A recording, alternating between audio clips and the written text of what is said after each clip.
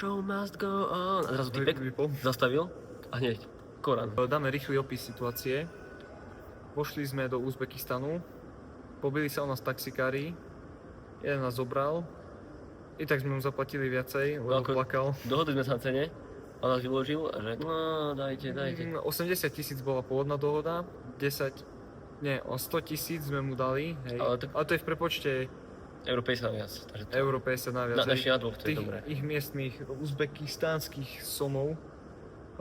Ako trasa či cesta bola super, spievali sme pesničky. Som sa mohol pripojiť na Bluetooth, ale som púšťal, najskôr začali slovenské pesničky a potom začali anglické, čo poznajú. A také poznali, že Shakira, Queen, Beatles, Michael Jackson. Akože pozornosť mal takú, že išla pesnička 10 sekúnd a on už dávaj druhú, už dávaj. Zase išla 10 sekúnd, zase inú, hej. A tu nás vyložil v Adijon, teraz v Uzbekistane, tu je vlaková stanica, že pôjdeme vlakom stadiaľ. Chvíľu sme sa obzerali, našli sme nejaké fast foody, kde by sme mohli vydržať do rána. Jeden KFCčko, sme bolo tu celú noc, aj nejaká pizza. Sme rozmýšľali, že tam pôjdeme a nakoniec sme išli pozrieť stanicu. Dobre sme zrobili. Perfektne sme urobili, lebo sme si kúpili lístok na vlak a došli sme do stanice, teraz pekne na stanicu. Tu nás zoskenovali, normálne, že sme tu dvaja, nikto nikde. Letiskovú kontrolu. Hej, je tu security a je tu hrozne teplo, ale je tu vecko zadarmo, je tu šťava tu je, vieme si nabiť mobily. Jediné, čo nám chýba, je internet.